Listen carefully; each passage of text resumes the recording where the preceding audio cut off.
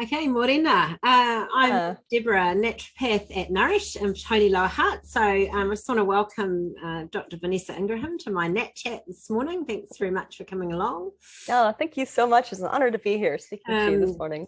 So this week is Naturopathic Medicine Week, which is facilitated by the Naturopaths and Medical Herbalists of NZ with NMHNZ, which is the professional organisation that I belong to. And our focus for this week is all about bringing communities together. So we want to encourage people to understand better about what naturopaths do and how we work with other professionals, with our clients, with community groups, and just a little bit more about what we bring to your health and wellness. So it's our opportunity to absolutely showcase what naturopaths and medical herbalists do. Please check the website, naturopathicmedicineweek.co.nz, for more events that are on. There's some great recipes coming through this year as well, which have been provided by our members. So check out the details there. So Dr. Vanessa Ingraham is an integrative and functional medicine practitioner who is also a registered NMHNZ practitioner. And Vanessa is a CNME, naturopathic physician, who graduated from the Canadian College of Naturopathic Medicine in 2010. Vanessa was licensed as a naturopathic primary care provider in Ontario in 2012 and the state of California in 2016. So I don't know anything about what that means. We'll talk about that in a moment. And now practices under NMHNZ registration from Piha, New Zealand, where she is at the moment with the great view. Between 2018 and 22, she transitioned to practice 100% online. So that's pretty phenomenal, really, and now gets to spend a lot more time tramping, sailing, swimming in waterfalls, as there are plenty up that way, spending time on the beach while still serving clients from her home-based practicum in Piha, limiting her clinical time to 2 days a month, which I am so admiring of. I guess, where do we start? So for me, this conversation is all about, I'm going to say, the novelty of integrative medicine in New Zealand, because it is pretty much a newish kind of concept to us, where naturopaths fit in that picture, and also just a little bit more about how you actually practice and kind of came to be where you are with what you do. And the 2 days a month is just, I'm amazed. That's just amazing. So yeah, feel free to start somewhere, Vanessa. I'm not quite sure where. What about starting with the licensed naturopathic primary care provider? I'm interested in that. Yeah, I think a lot of our members are already aware. The practice of naturopathic medicine in North America is a little bit different than it is down in New Zealand and Australia. And luckily, I guess there's been a little bit more progress, good and bad. You know, there's always pros and cons to everything, but I think one of the benefits of practicing in North America is so basically we have our undergraduate degree, a bachelor's degree, and then we do a 4-year postgraduate naturopathic doctorate degree. And after that point, we're eligible for writing board or provincial licensing exams. And if you pass those, then you're able to be kind of licensed on par with other primary care providers with a slightly different scope in North America. So in Ontario is pretty progressive, as well as the state of California.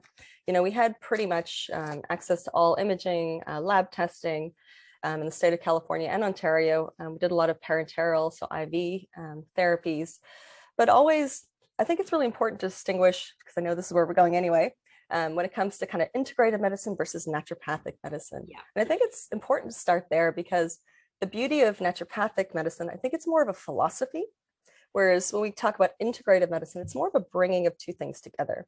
So as a naturopathic physician, you know, having done my undergrad in kind of pre-medical biochemistry, you know, just as, you know, someone going to conventional medical school would do.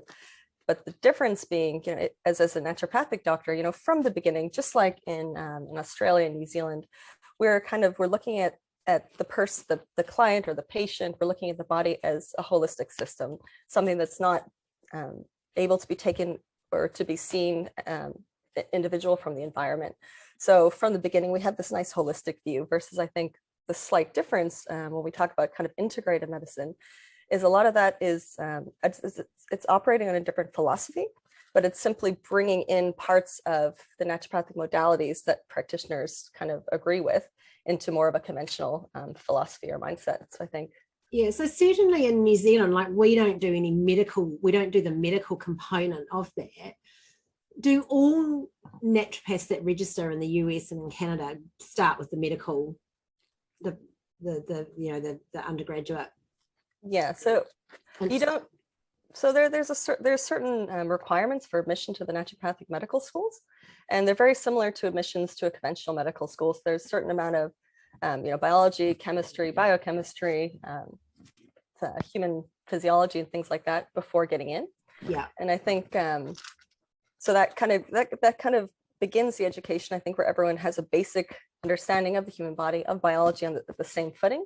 And then I think, conventional medical school versus a naturopathic medical school, just at that point, then the philosophies are quite different. Yeah. In conventional training, they're looking at a systems-based approach where they're looking at the cardiovascular system, then the neurological system, and then maybe there'll be some mention about how things intertwine.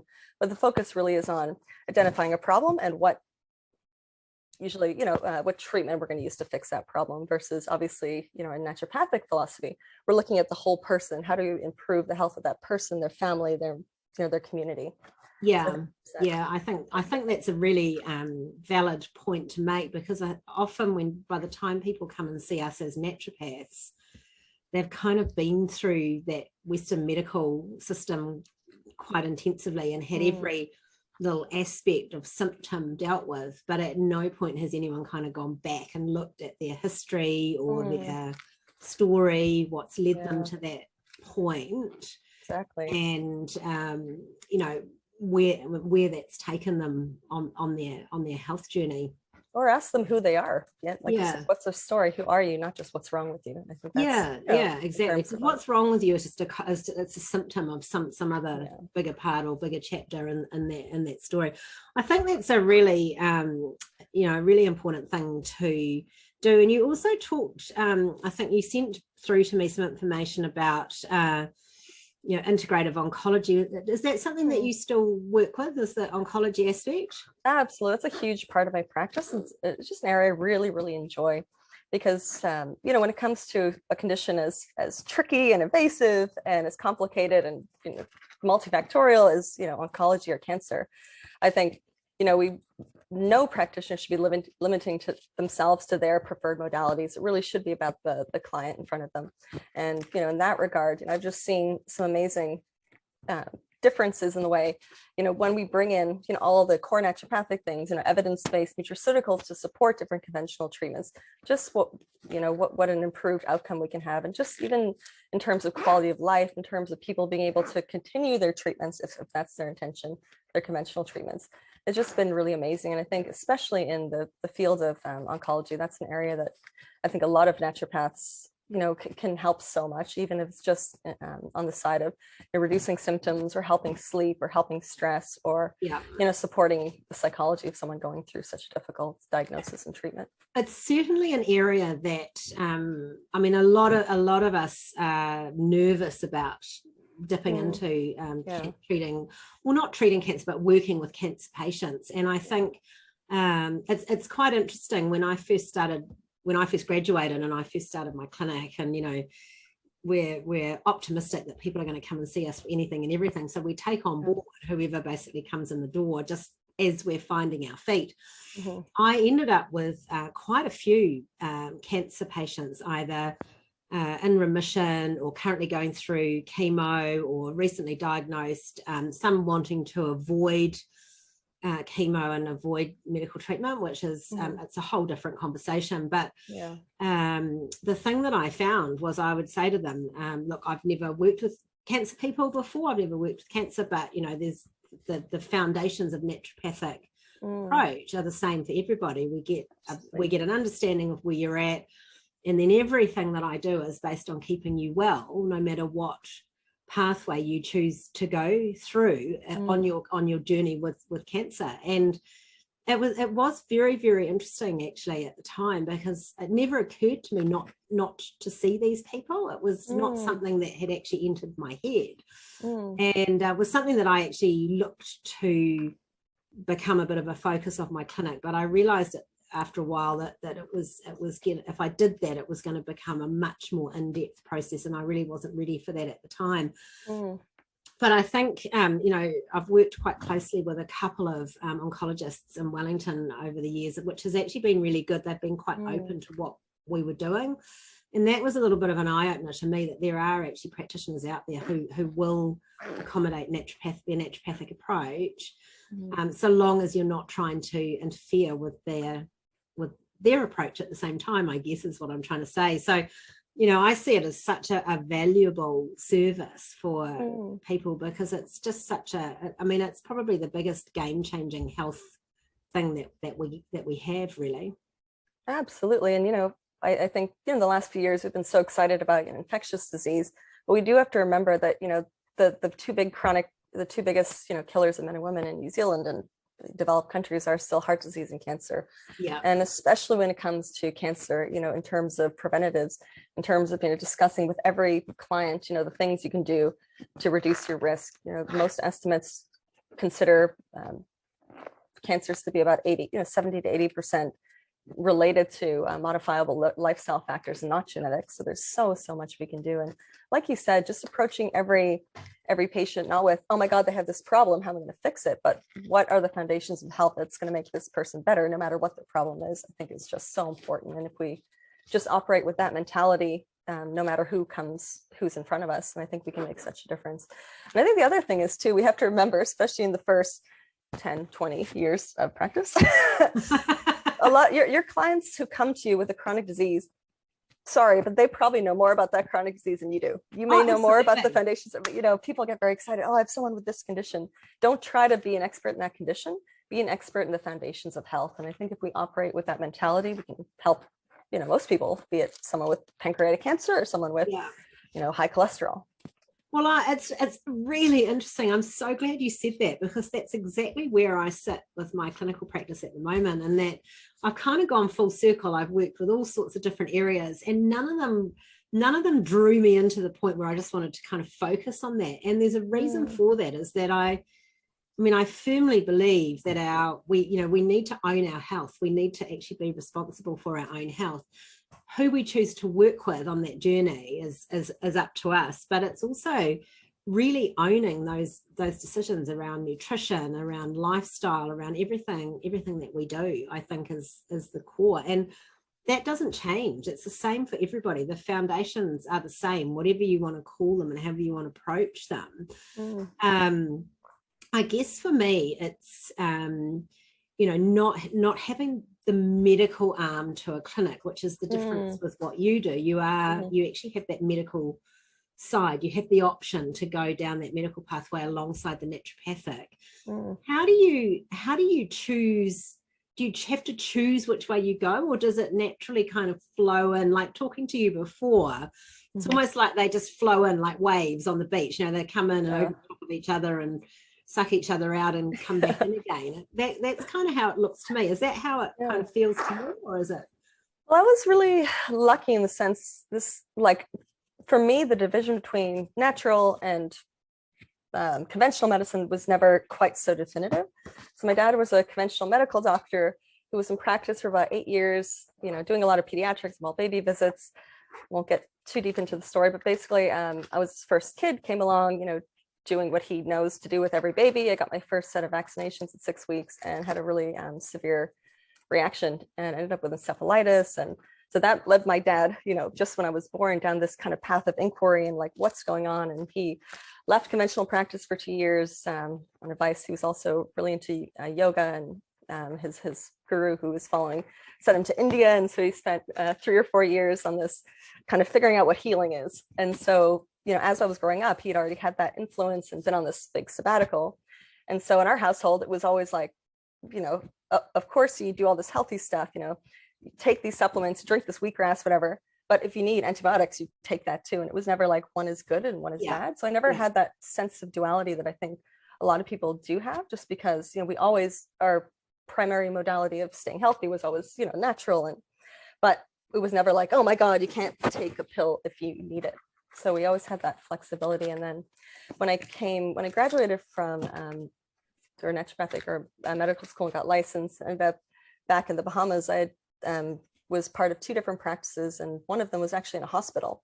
So I think that was really, really interesting because we think about, like conventional or naturopathic, and I think about those as just the modalities, but my philosophy was always one of holism. Yeah. So if I'm seeing someone who's about to have bariatric surgery in the hospital, I'm still going to look at them in terms of, okay, what's the best anti-inflammatory diet? Should we fast during the surgery? Can I give you a magnesium IV as soon as you get out to help your recovery? And as well as whatever medication you need. So there was never. So for me, it was just about what the client needs and where they're at. So if someone comes to me and says, I'm definitely not ever going to take a drug and I've never had antibiotics my whole life, obviously that's I'm going to respect that, and we're going to work much more in a traditional naturopathic sense. But if someone, has cancer and it's a difficult to treat one, and there is a chemo or a new immunotherapy or something that has good evidence, and and they want to use that, then I'm absolutely going to be there to support them. So a lot of the decision around which modalities to use is based on the person in front of me. So it's just like, back to our core philosophies, it's about treating the whole person and what that person needs, and individualized care, and also education. So if someone says, I have this, I'm, as an integrative doctor, I'm going to say, this is what I want to use. We're going to change your diet.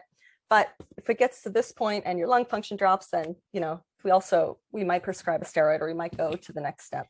Yeah. But it's also the therapeutic order, I think, is really important. So thinking about the gentlest, least harmful interventions first, and only if those don't work, only if we can't, get someone to the point we want to, then we would consider, potentially IV nutrients, and maybe medications, and maybe surgeries, at the top. Yeah. But only after everything else. I really like that concept of a therapeutic order. I've sort of forgotten about that, but it just makes perfect sense that, you start with the stuff that you can do that's simple, easy, and effective, and see where it goes from there. I know, slightly off topic a little bit, but I know one of the questions that often comes up with when I get new clients is, what tests do I need to get before I come and see you? And it comes up a lot in our naturopathic forums. And I know in Australia, they do a lot of testing. Naturopaths do a lot of testing. I do very little. Like someone said, do I need to go and get some blood tests? I'm like, no. They're like, oh, why not? My last naturopath made me go and do this, this, this, and this. And I said, well, I don't know what to send you for because I haven't seen you yet. And she said, oh, well, I've got this, this, and this. And I said, yeah, but you've already been diagnosed with that. Why do we need to test for it if it's already a diagnostic? And people just get really hung up about it. I think again, it's looking at that therapeutic order, like, is testing warranted? I mean, or is it going to change the treatment? Exactly. Is what I'm going to do going to change? And I would say 9 out of 10 times, no, it does not, because it comes back to those foundations again. So I'm going to put you on the spot a little bit. Where do you sit with testing from an integrative perspective? Because that's a possible little dilemma area. Well, definitely, I think obviously first off, we have to kind of distinguish and kind of have 2 categories between our conventional kind of standard lab testing, and then all of our kind of functional tests, be it hormone testing and Dutch and microbiome and SNP testing and everything else. When it comes to our conventional labs, I think in general, the whole medical profession puts, and the public put a lot more weight on what the results mean than what they potentially do. Because I mean, you think about it, if we think of our entire body or physiology like the entire ocean, taking a blood sample at 8 a.m. on Tuesday after you've had this experience of whatever morning you've had is just like taking a teaspoon at that beach right there and trying to diagnose what's going on in all of the ocean. Oh, I totally agree. I'm so glad you did that. It's just like, oh, it's refreshing. And also, like, it's crazy. I've had, I've gotten serum testosterone for someone at 7 a.m. and 7:30 it's 10 points lower. So it's so dependent on what's going on. The obvious other issue with conventional labs are the reference ranges. So most people, unless you're severely ill, you're going to be in the reference range. And as you know, the reference ranges are just the averages of the population with 2 standard deviations on each side. So depending on where you are, and this is big in the US, not sure if regionally it's bad in New Zealand, but say the reference ranges for something like high hemoglobin A1C, our diabetic assessment is a lot different in more unhealthy states than the healthier states. So New York versus California have very different, or not very, but different reference ranges. It's not to say that in California you can have your blood sugar this high before you're considered diabetic. It's just to say that those reference ranges are just the average of a usually not very healthy population. So I do use standard labs, but again, they're looked at through the lens of the individual. So I'm not just looking at reference ranges. Okay, if this is a woman who's 40, who's having her period, I'm looking at what I think for her would be optimal. Yeah. So in that sense, I do use them. But again, with that understanding that they are transient, that the reference ranges are way too wide, and that for most people, standard labs, like I said, will stay in a relatively normal range until you're quite ill. So where they are very useful, and where we do need them sometimes even weekly, are in autoimmune cases sometimes when we're trying to shift immune polarization or balance, and in integrative oncology when we're looking at things like white blood cell counts week to week. So in that sense, they're useful. Yeah, no, I absolutely agree. I think we do for healthy people on numbers in New Zealand. People know their numbers, and I find it quite fascinating. They come and they are this and this and this blood, this da da da da da. And I said, okay, well, what does that mean? And they're like, I don't know. Like, what's the point of knowing the number if you actually don't know what significance is? And for a lot of people, what I tend to do is ask them if they've had a series of tests. So if they had a test, say in January, and we're now in June, have you had another lot done, so that we can compare any shifts? If there's no shifts, if everything's exactly the same, then nothing's changed. We know that something's either right or wrong, or we know perhaps where we can start looking. And I agree. I think with autoimmune conditions and with some inflammatory conditions as well, and obviously things like type 2 diabetes and things like that, they stand out quite clearly. But I think the other side of testing, like you mentioned, is the functional testing, which has just come along leaps and bounds in the time since I did my training. I mean, I graduated back in the mid-2000s, and I don't even think you could do DNA testing back then as a naturopath. I don't even know if it existed, or if it did, it was send it to Australia, and it was extremely expensive. I mean, now you can just send off for your own for a couple of $100 and get a result. So it's quite a significant shift. I'm sort of interested in that side of it in a way, because I think quite often if you get a complicated case, well, for me, if I get a complicated case, then I might look at something like a microbiome test or a gut. There's a test called a GIT360, which is really good, which is a stool test, and they are expensive, but I think they're warranted where you're just not getting the results that you want, or just things aren't quite shifting in that direction. Would you agree with that, or do you have another thought pattern on functional testing? I mean, I love the idea of functional testing, and if it were half the price, I would do so much more. And I find it's very, very valuable. I mean, the tests that I run probably 4 or 5 a week or 4 or 5 a month is probably the Dutch test. In terms of looking at hormone balance, because I love the way. Oh, there's so many to start with. I'll go start with the hormone testing. Obviously, serum hormone testing isn't that useful. But why I really love the Dutch test is just because it looks at the breakdown of how hormones are processed. And I think for me, that's the most important kind of component of hormone balance, not just the total numbers.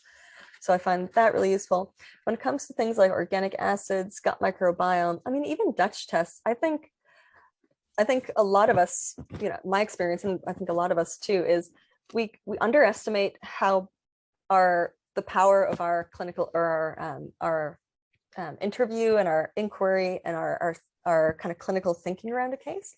And I think we can actually get really far. I think a lot of people just don't have confidence in the beginning, and they do a lot of testing. Well, really, and 5 times out of 7, I think usually based on a good intake, based on asking the right questions, based on looking at symptoms, based on looking at what the person has done, you can kind of make a lot of assumptions. But the functional testing is like this beautiful icing on the cake, and so valuable for people who have the resources to do it. So I do love, and I love functional testing too, in the sense that I love the challenge tests. Like I think it was Naturopath used to do the liver detoxification challenge. I really love that one. And like the I'm not familiar with that. mannitol. Oh, it's such a cool test. It had little samples, and you'd have acetaminophen and a couple challenges, and you'd do a before and after and kind of see your liver, which of the detoxification. I think stuff like that is hugely valuable. Yeah, hugely valuable. Yeah. I think the other thing I do in my clinic is live blood screening, which when I did the training in it, it was sold as this tool that you could do all this amazing stuff with. How I use it now, which I find really fascinating, is I'll quite often do a fasting. So if someone's got significant liver parameters showing, I'll get them to come and we'll do a fasting one. And then when I was doing my training, we had some fish oils, and then 20 minutes later you do another one. So I've done that with clients, and it's really interesting. They're absolutely blown away at how quickly what goes in here shows up in capillary blood. And I think a lot of that, it's a bit of a wow factor, and it's pretty cool seeing blood on the screen. So cool. How often do you get to see your actual blood cells? But I think for me, it just proves that, we can use that sort of stuff as a backup to support a decision. Absolutely. I'm not 100% sure that's what we do. And I think I have a lot of younger women coming in who want to do the Dutch testing, and it's like, well, let's just look at everything else that's going on for you first, and then see how you go. And I think sometimes simple interventions like herbals or homeobotanicals or nutritional changes can actually have the impact that they need. Absolutely. And I love that you mentioned the dark field or live cell microscopy. That's such an incredible modality, and just so nice for engagement. I feel people can see what's going on inside their body. It just kind of really just draws them into just being more involved with what's going on, and just keeps them motivated. We used to do live cell before and after intravenous therapy, and again, you'd see like these changes, and people loved it. But I think that's the next kind of category. I think there's conventional, then we have functional testing, and I think the big area that's going to explode that I'm really, really excited about, kind of watching the space, especially in kind of Silicon Valley and kind of the California kind of medical ecosystem, is all the point of care testing. And all I wear a continuous glucose monitor probably every 6 weeks for 2 weeks just to get my real-time glucose data. And I think that's really powerful, being able to measure sleep, heart rate variability. There's a company that's called Mira that's now testing estradiol, a progesterone metabolite, LH and FSH, based on a smartphone with a little device that you can dip these little pea sticks in. And I've seen those. That's really exciting. I'm fascinated by that, because what an absolute boon for us as practitioners. If people can do that, they can say, what do you want me to do? You can say, I want you to do this. It's going to cost you $20 for a week's worth of dipsticks. Go away, do it every day, bring the results in. I mean, I get a lot of people coming in at the moment with obviously smart watches, and they wear them all the time, which I don't do mine.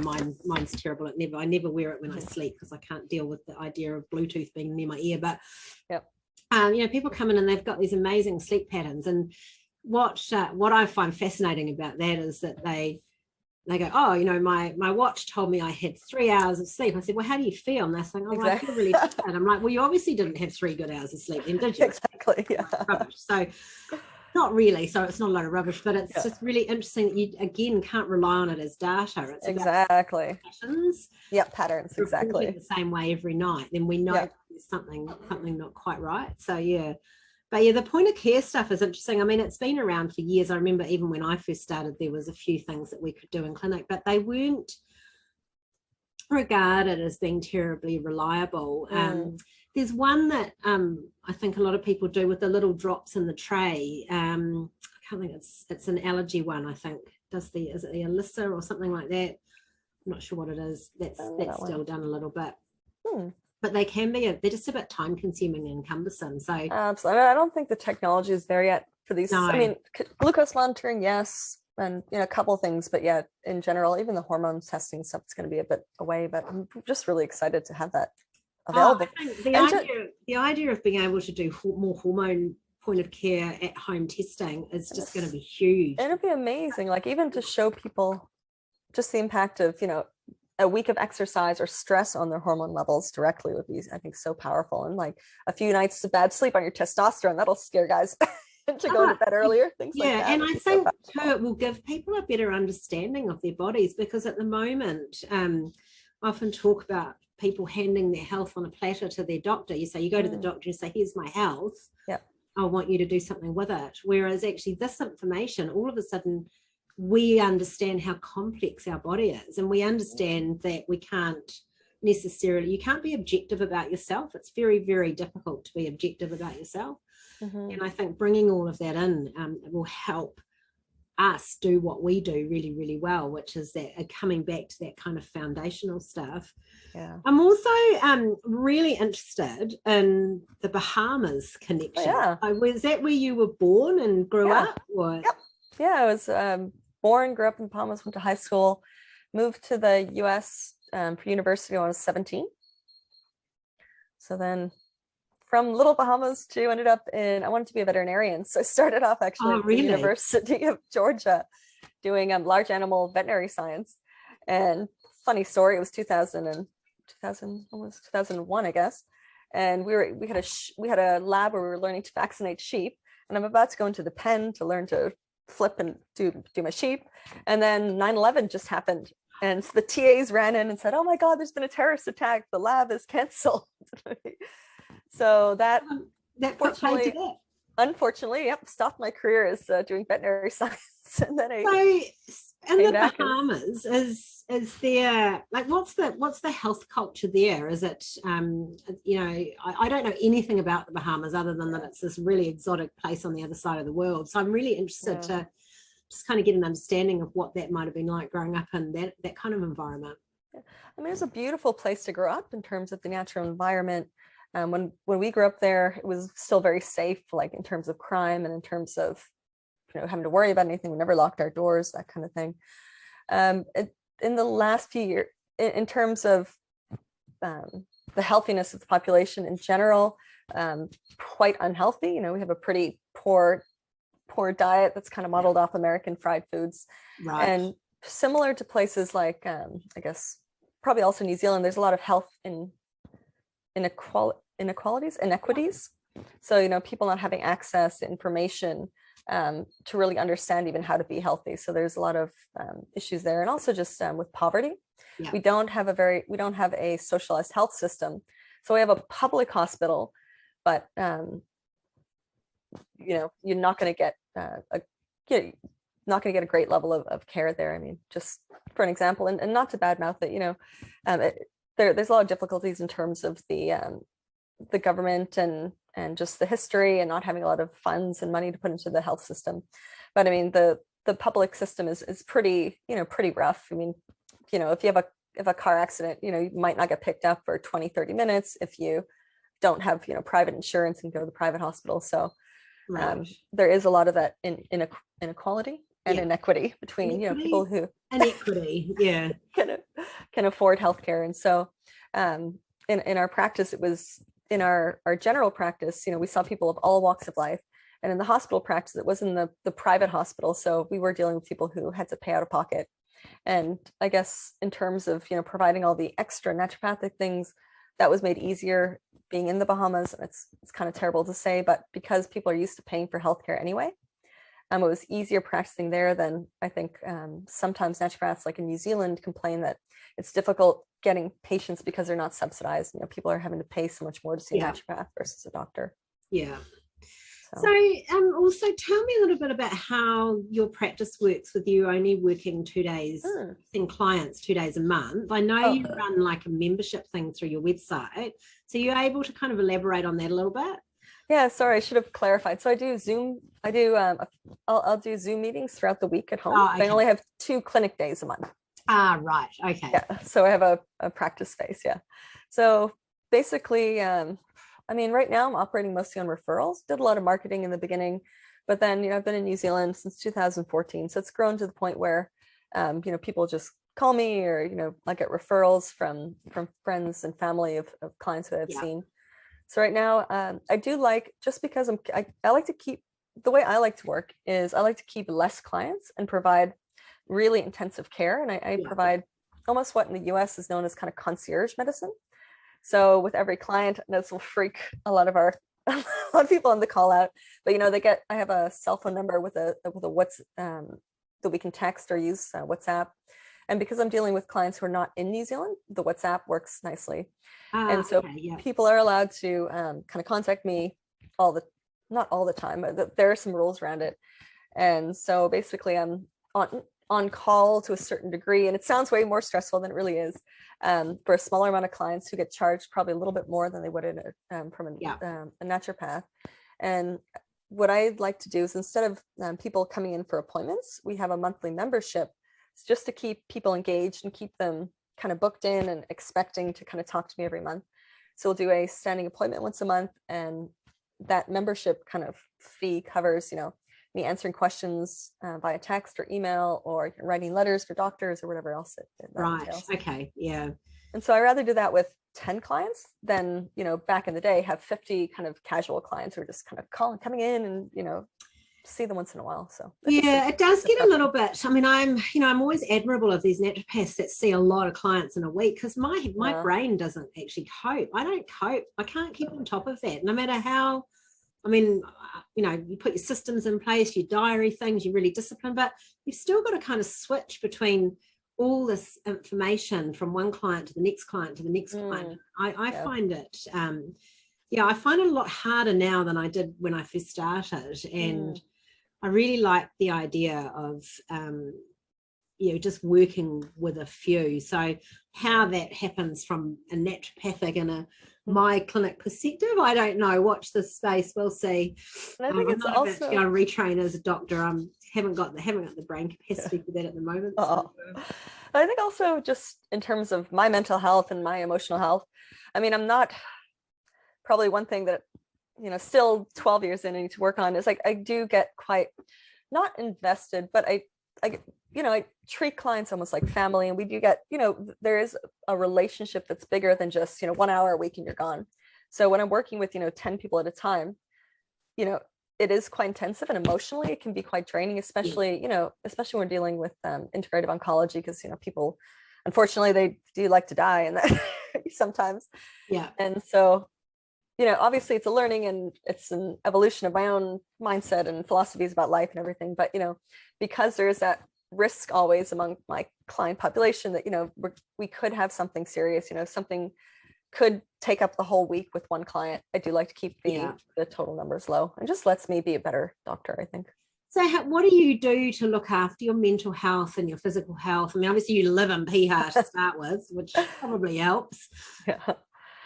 Do lots. I mean, that's also the beauty of, so I kind of decided, I think it was July last year, when all the mandates and COVID and everything was going on. That was the point where I just decided, been working hard, been, so focused on career, and so, trying to kind of get somewhere that, I don't actually, that's not important to me anymore. What's important to me is my mental health. What's important to me is being in nature. What's important to me is kind of being a role model for, the types of lifestyle that I'd like my clients to adopt. Yeah. So for me, I'm hardcore about self-care. I wake up, I have a morning yoga practice. I always go for at least an hour walk in the hills. I try to go for a cold swim in the creeks or the waterfalls at least 4 times a week. Yeah. For me, for mental health wise, I mean, I know it's pretty popular right now anyway, but if you haven't kind of looked at the research on cold thermogenesis and cold exposure and just how that can, you really just optimize your brain health from a dopamine point of view, especially if you're prone to kind of being a little bit low. It's just incredible in terms of just overall mental health, in terms of immune health. So I do my cold swims, lots of walks, lots of yoga. I have a sauna at home. I've had a sauna for 15 years. That's something I do almost every day. Oh, look, I'm so envious of the sauna. Yeah, a little infrared sauna. One of my favorite things. Saunas and a sauna and a plunge pool, icy cold. Oh, yeah. I'm a great fan for years. I always finish my shower with a cold shower. Nice. Which my husband just thinks is weird. And there are times in Wellington when I don't do it, when it's so like, I mean, oh, you have proper cold water there too. There's just a limit to what I can do, but I would say 9 out of 10 times I finish my shower with a cold shower. I started doing it years and years and years ago, and it's really interesting. And then I was introduced to Wim Hof, who some people might be familiar with, the Iceman, and I'm like, yeah, I haven't quite braved it to that extent yet, but the cold swims are great. I'm not far from the beach, so I tend to go and dip in there most nights through the summer anyway, not so much in the winter, because in Wellington we get the southerly coming through and you get out of the water, and I'm like really mindful of just being so freaking cold by the time you get back to the car. So I'm halfway there. I'll go with about, maybe 60, give myself 60% effort for that one. No, that's good. Actually, I think you probably find I find the cold swims are a lot easier than cold showers, because you're neurologically, getting into heat, you want to go slowly because your body kind of gets used to the heat. But cold, it's basically neurologically, it's an off-on response. So once you're cold, so just jumping in is so much easier than like, Yeah, I've tried it.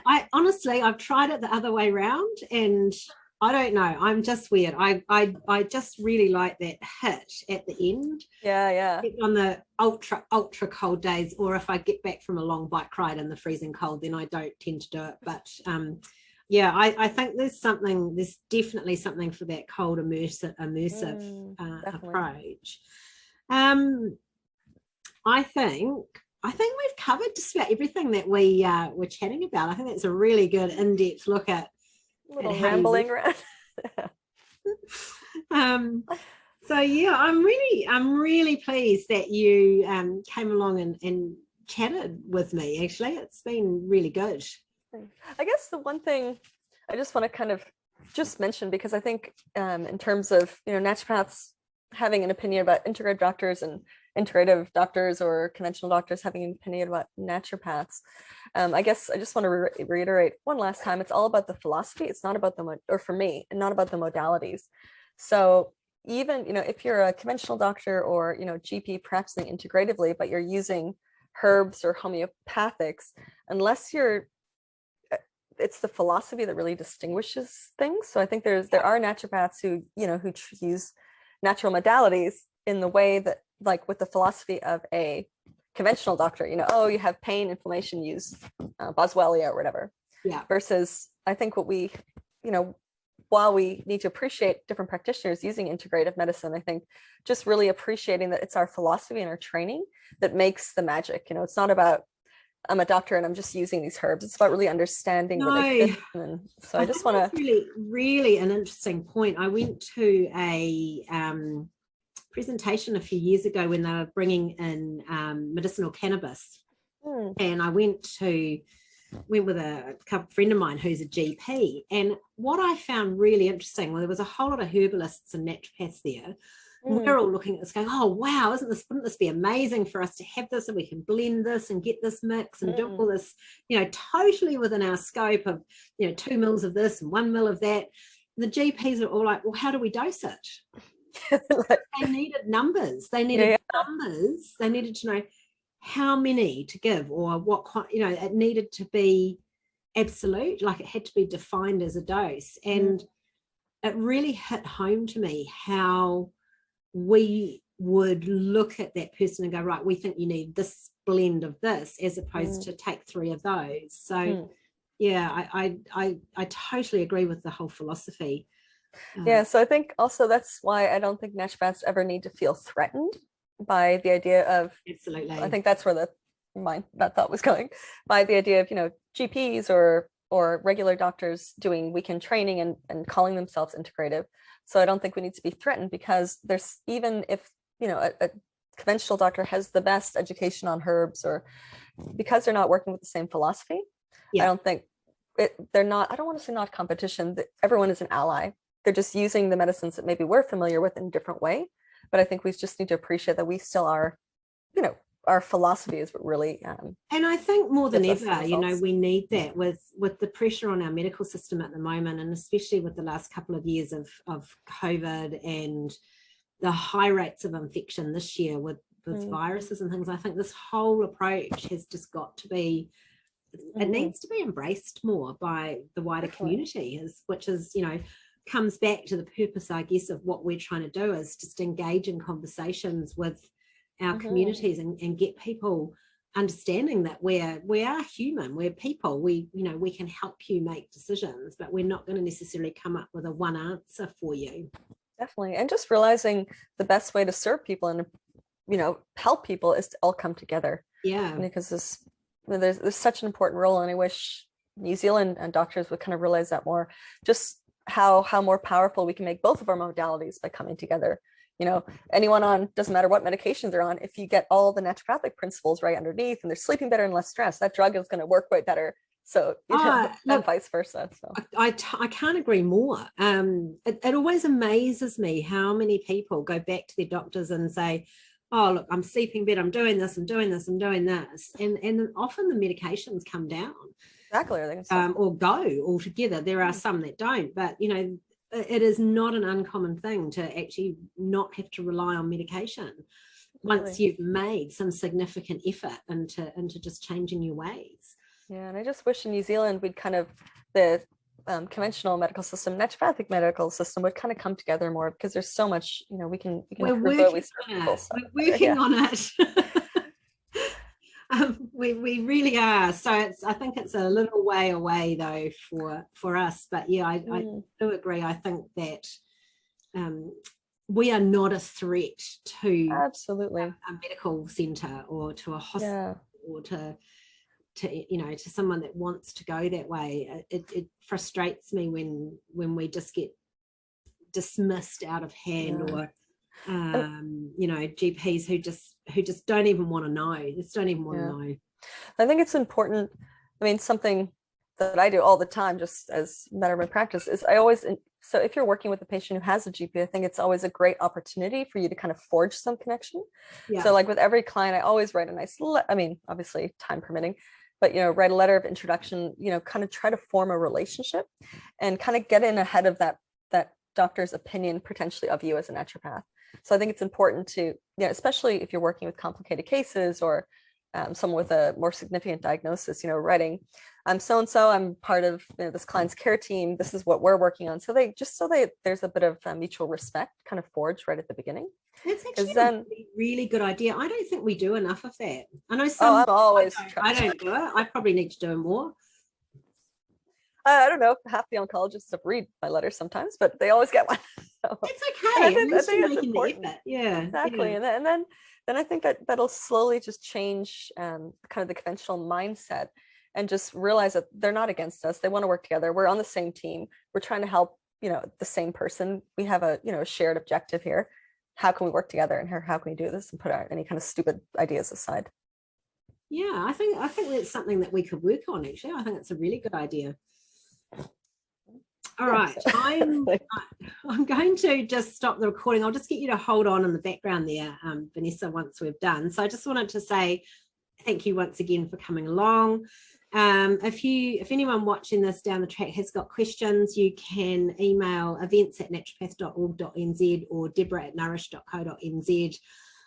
There will be obviously some information coming up about Vanessa and myself with some contact details. So you can check all of that out. Remember to check out what else is happening as part of Naturopathic Medicines Week. If you're watching this outside of the week, then it will still be up on our NMHNZ YouTube channel in perpetuity, really, for people to view when they want to. All right, let me find the. Here we go. Stop recording.